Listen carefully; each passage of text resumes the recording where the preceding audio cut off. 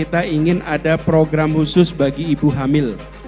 Karena ibu hamil ini akan menentukan kualitas generasi masa depan, memastikan pasokan gizi yang benar bagi ibu dan bagi bayinya, sehingga setiap bayi yang lahir, dia bukan sekedar angka statistik bonus demografi, tapi dia menjadi anak-anak generasi baru yang sehat, yang insya Allah potensinya bisa dikembangkan lewat pendidikan. Sama dengan kesehatan yang tadi persis diceritakan. Betapa banyaknya rakyat kita ketika mengalami sakit, datang ke rumah sakit, bukan jadi sembuh, tapi jadi miskin. Yang diperlukan datang ke rumah sakit, pulang sembuh, bukan pulang menjadi miskin. PR-PR inilah yang nanti kita ingin bereskan sama-sama. Kita juga harus meningkatkan infrastruktur dan fasilitas kesehatan, serta kualitas dan kemudahan pelayanan kesehatan di seluruh tanah air. Puskesmas dan rumah sakit, kapasitas tenaga kesehatan, infrastruktur serta kesiapan fasilitas medis di berbagai daerah juga harus ditingkatkan. Karena itu, hidupkan kembali dan tingkatkan program-program pro rakyat di bidang pendidikan dan kesehatan era pemerintahan Presiden SBY dulu, seperti program BOS, beasiswa bidik misi, beasiswa santri, beasiswa LPDP, BPJS Kesehatan, dan lainnya.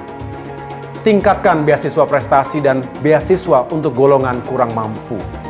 Kerjasama pemerintah, lembaga pendidikan, dan dunia usaha perlu ditingkatkan agar lulusan pendidikan lebih mudah dapat pekerjaan.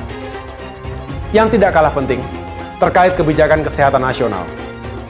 Demokrat berpendapat agar anggaran wajib sebesar minimal 5% dari APBN yang dihapus di Undang-Undang Kesehatan seharusnya dipertahankan.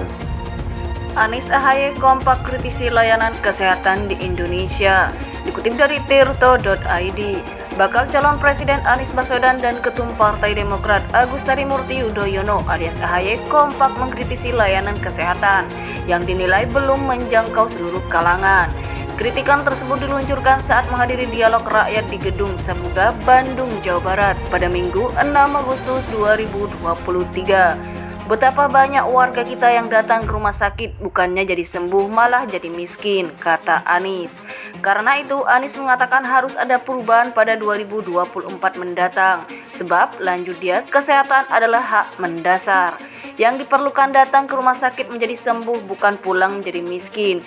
PR-PR inilah yang kita ingin bereskan bersama-sama, ucap Anies. Senada dengan Anies, AHY juga sempat menyoroti isu serupa.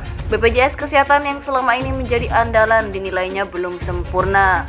Layanan BPJS harus diperbaiki. Jangan biarkan pasien mengantri berjam-jam di rumah sakit.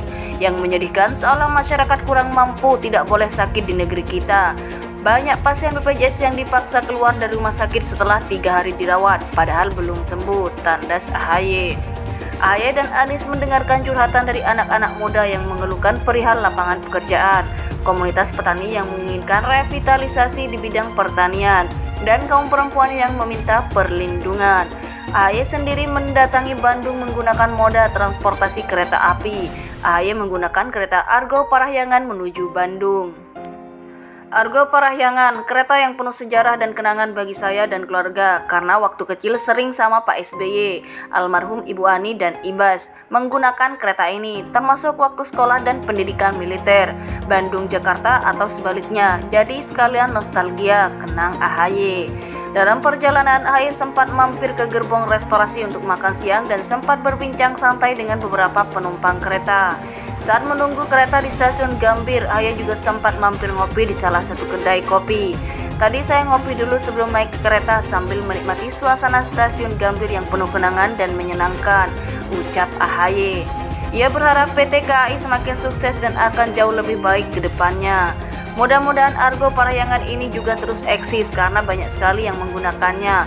Penggemarnya, layanannya juga semakin baik, selalu disiplin, tepat waktu, semakin nyaman, ramah-ramah para pegawainya. Sambil perjalanan kita juga bisa menikmati entertainment, melihat alam di kiri kanan kita. Semoga PT KAI dan Perkeretaapian Indonesia semakin sukses dan maju, pungkas AHY.